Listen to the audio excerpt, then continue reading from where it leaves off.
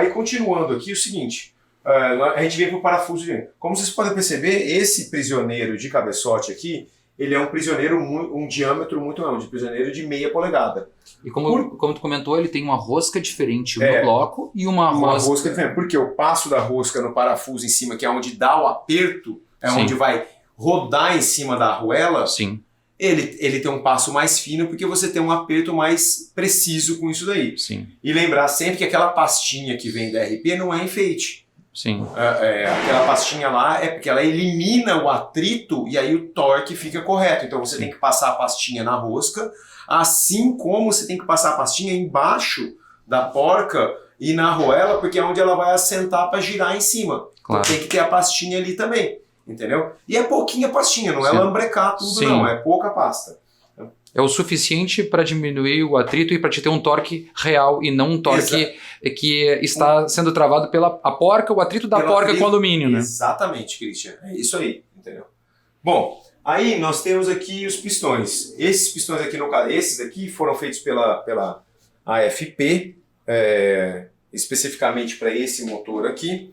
Então ele tem um peso específico, ele tem uma posição de pino específica. O pino tem uma posição em relação, então ele é descentrado, ele tem uma massa do pistão para poder não danificar o teu motor. Então tem todo um planejamento e uma preocupação pela rotação do motor. Ele tem os alívios de cava, de válvula específico também para aliviar a posição do comando em cima do pistão. Então, como a válvula, você fala, mas eu comprei o pistão JE e está pegando. Claro, o pistão JE ele foi feito com motor original, a válvula é menor, então o diâmetro na hora que abaixa não casa com a cava. Aí você usa um comando maior, você tem que ter mais folga, maior distância entre a cabeça da válvula e o pistão. Então, essas coisas têm que ser medidas com antecedência. Você eu vou botar, eu tenho um comando que levanta 11, eu vou botar um que levanta 13 agora.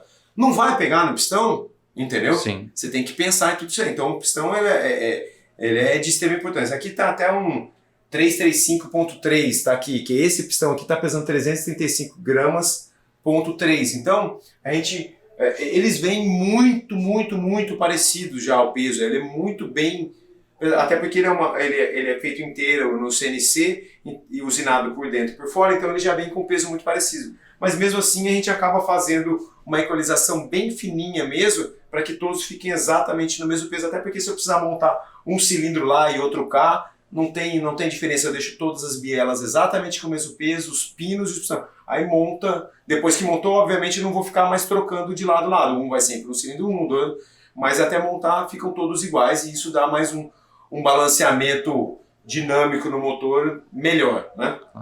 Na hora de aliviar, procura aliviar sempre nessa parte da saia aqui, então dá até para ver que tem um certo desgaste aqui, ó. Então alivia nessa partezinha da saia aqui, porque para equalizar. É o lugar correto onde tu equaliza o peso. Exatamente. Então tá equalizado aqui.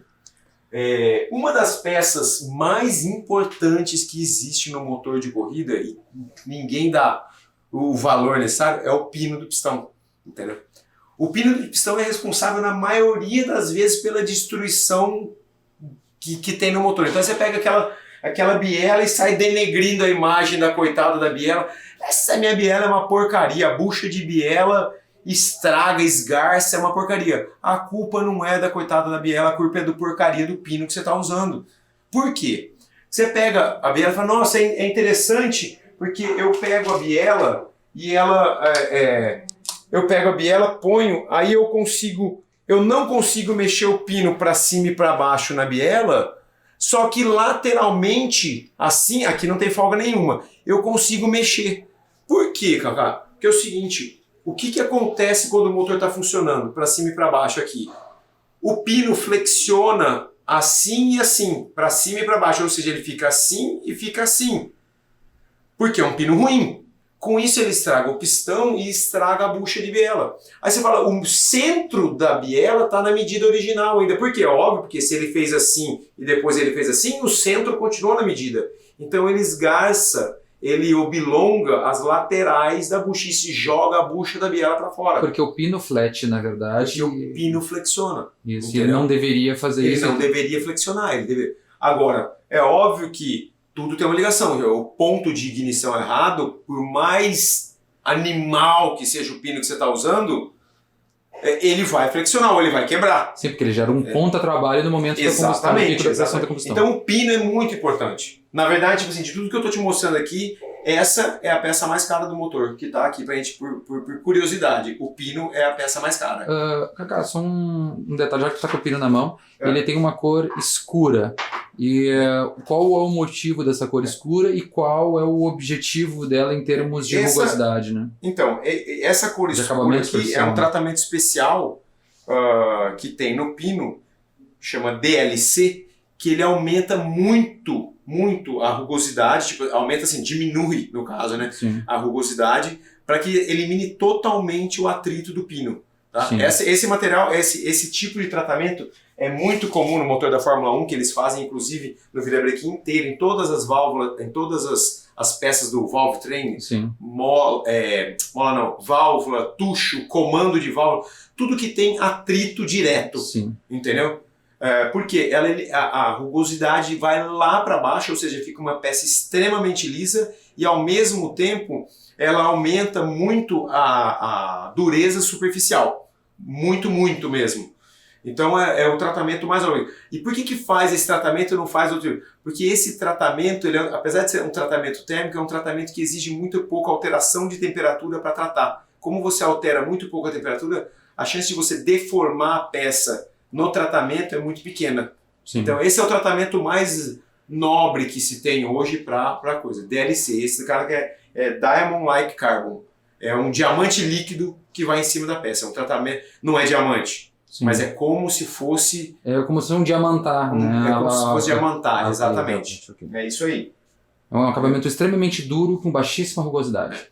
Bom, aí continuando, Christian, a gente está falando aqui, vamos falar dos anéis. Anel em motor de corrida, até eu brinquei com ele. Motor de corrida é o seguinte, é o mais folgado que dá para ser, o mais folgado, sim, o mais folgado que dá para ser, desde que você continue tendo pressão de óleo, desde que você não esteja mandando tudo lá para baixo. Então assim, cada motor e cada regime exige uma folga diferente. Qual é a folga?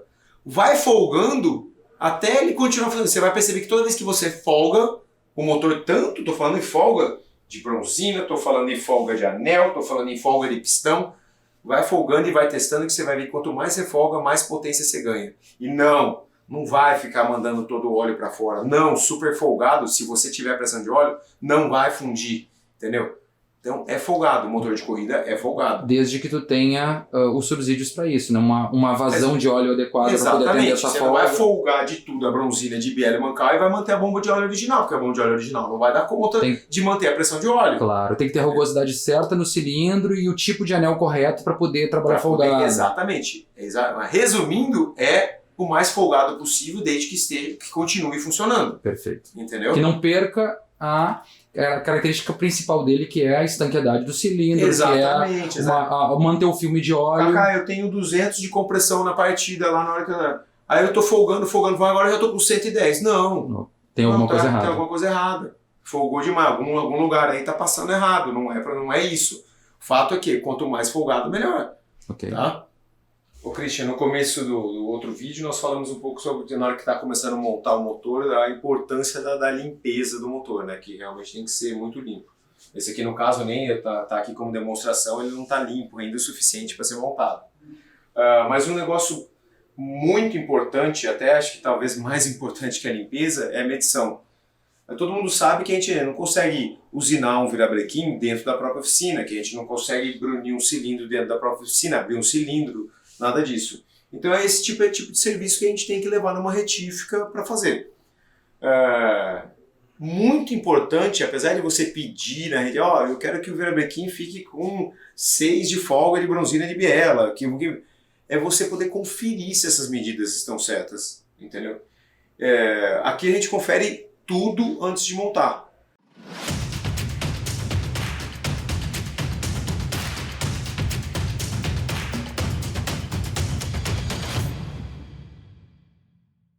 E eu inclusive monto uma tabelinha para ter a certeza que, olha, o virabrequim mede tanto, a biela torqueada mede tanto, então a diferença de folga um para o outro. Para isso tem que ter instrumento, né? Obviamente você tem que ter o súbito, tem que ter micrômetro, e micrômetro é interessante que ele tem o micrômetro, ele tem, esse aqui vai de 50 a 75, ele só mede de 50 milímetros a 75 milímetros. No caso, esse é um micrômetro centesimal e não precisa mais do que isso, né? Nessa realidade. Exatamente, você vai medir centésimos, né? Então você tem que ter, tudo isso aqui é paquímetro, paquímetro não, né? Que você usa aqui para medir motor é micrômetro e súbito com relógio comparador. Né? Então você tem que medir tudo para saber se a folga de cilindro está certo, se a folga de pistão está certo. O fabricante do pistão indica onde pega a folga do pistão.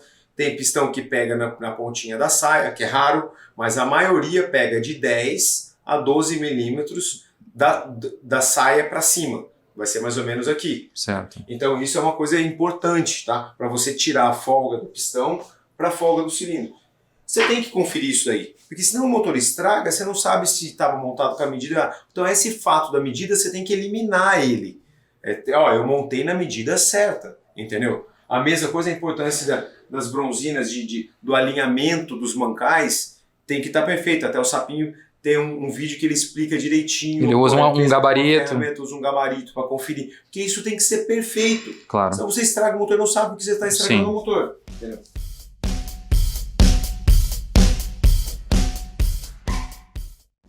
Isso aqui é uma ferramenta que nós acabamos de desenvolver, tá? É um eixo calibrador para você testar ali os mancais do bloco AP, tá? Para ver se o serviço de retífica que você fez ficou bem feito quando coloca os mancais de aço ou não, tá? Então o que acontece? É um eixo retificado, tá? É um eixo em aço retificado, polido, que serve para você colocar aqui, ó, e ver se ele entra certinho.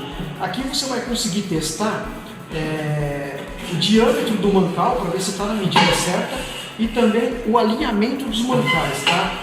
Porque às vezes o que acontece? Às vezes você passa o súbito aqui nos furos, eles estão certos, na medida certa. Só que ele não está alinhado, porque a ferramenta na hora de fazer o serviço ela acaba desalinhando. Então aqui é para você conferir, tá? Caso o teu esteja desalinhado, quiser trazer para a gente o bloco para executar o serviço feito o alinhamento correto através de uma retífica, pode trazer. Se você precisar também dos mancais de aço, nós temos, e nós temos também os prisoneiros de aço, tá? Os prisoneiros nós temos dois tipos, o original e um que é um pouco mais forte, numa medida maior que o original, ok? Se ele com algum problema aí no seu motor de estragar a bronzina toda hora e queda de pressão de óleo, com certeza você tem algum problema aí na parte de alinhamento do mancal.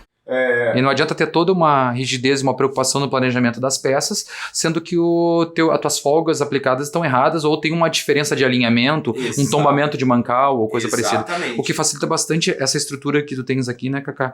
Porque ele garante que tu não tenha, por exemplo, um tombamento de mancal, ele te dá a rigidez estrutural para amparar o teu virabrequim. Não adianta ter rigidez no virabrequim e não ter rigidez no teu bloco do motor. É uma coisa interessante, né? Mas nossa, e agora com o motor billet, quanto você tem de potência? O fato de ser billet não aumenta nada a potência do motor. Ele só dá durabilidade e com isso você consegue colocar mais potência sem quebrar. Te dá garantia, né? Ele não dá potência do nada. Claro. Ele não faz, ele só garantia que aquilo ali não vai romper. Né? Certo. Uma outra coisa é o seguinte... O processo de pesagem, Cacá, eu tô vendo que tu tá com a balança aí. Qual é a resolução da tua balança primeiro que tu utiliza? Ela é 0,1 grama. Ok. Né? Então, e uma outra coisa, o processo de pesagem de algumas peças, ele tem esse é o processo de pesagem simples, né? Onde tu explicou, onde tu remove o peso e o lugar certo para remover o peso do pistão. Exatamente. E em outras peças, por exemplo, que tem uma ação dinâmica... Quais são as peças que tu pesa e como que tu pesa? O que eu peso geralmente é bielo, pino e pistão. Ok. Entendeu? Até porque se tiver uma diferencinha pequenininha entre um e outro, eu procuro casar o conjunto para que o conjunto fique com o mesmo peso total, biela, pino e pistão. Entendi. Entendi. Porque assim, a massa de tudo que está em movimento, ela tem que estar equalizada. Exatamente. Para não ter A grande maioria das bielas, se for uma biela de qualidade, uma biela boa, quando você pesa ela praticamente não vai dar diferença. A mesma coisa do pino, a mesma coisa do pistão. Ele não vai dar diferença. Claro. Só que tipo assim, existe uma tolerância aí de no máximo 1 grama de conjunto. Entendi. Então você pega, esse tem 0,2 a mais aqui, esse tem 0,2. Se você por um acaso não pesar e na montagem, sim, você juntar todos os mais pesados em um e os todos, por coincidência, o mais leve no outro, você vai ter uma diferença maior claro. que 1 grama, entendeu? Então a gente costuma pesar as bielas e o jeito correto de pesar a biela é com uma máquina que ela apoiaria, a máquina ficaria sempre na mesma distância e você pesaria a biela só o pino do pistão, entendeu? Obviamente que não é com o dedo, tem uma máquina que segura, um suporte que segura a biela nessa posição, você pesa ela só assim e depois ela vai pesar só o colo. Por que isso daí? Porque quando você faz o acerto do peso, você está tirando o material da biela, você não quer que essa daqui eu tirei 5 gramas aqui, mas na outra eu tirei 5 gramas aqui embaixo. Então você quer que o final da parte do pino todas tenham o mesmo peso, o final da parte do colo todos tenham o mesmo peso. O comportamento dinâmico seja o mesmo, né? Exatamente. No caso do motor 4 cilindros, ele não está tão suscetível assim a essa diferença de peso de cima para baixo quanto no motor V8 ou no motor V6, que a ordem é diferente no virabrequim, a posição dos munhões são diferentes. Então, se você quiser acertar uma biela medindo pelo peso total, entendeu? Geralmente, você tira o peso da biela, você precisa levar, que geralmente é só um pouquinho, aqui por cima, bem nessa parte aqui, certo. Entendeu?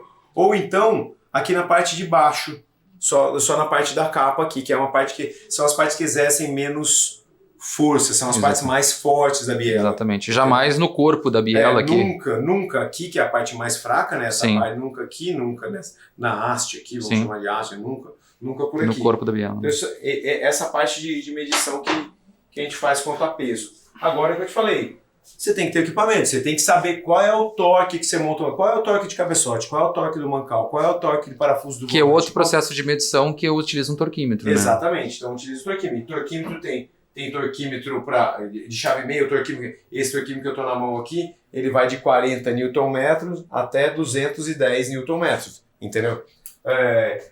Uma curiosidade, como a gente... sofrimento de preparador, vem peça indicada em Nm, vem peça indicada em quilograma-força, vem peça indicada em pés. Então eu tenho uma tabelinha de conversão aqui que está de quilogramas para pés e para Nm. Aí tem de pés para quilogramas e Nm. E tem de Nm para pés e quilogramas. Ou seja, fica fácil da gente saber exatamente como está montando o motor para as equivalências para colocar no torquímetro o tanto certo, né? Até a gente pode usar um exemplo interessante bem em cima da mesa, esse motor de Porsche, né?